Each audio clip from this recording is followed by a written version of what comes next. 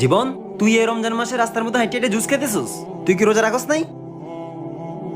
বন্ধু, রোজা তো ছিলাম, কিন্তু রোজা ভাঙা ফেলাইছি। তুই কি জানোস না রমজান মাসে রাস্তাঘাটে কিছু খাওয়া ঠিক না? আর রোজা যদি রাখতে না পারোস তাহলে রাখস কি লেগে রোজা?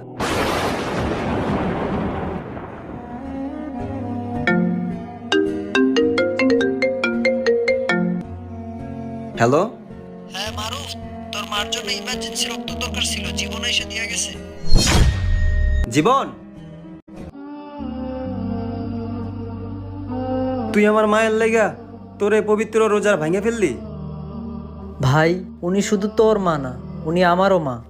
রোজা তো চাইলে আমি পরেও রাখতে পারবো।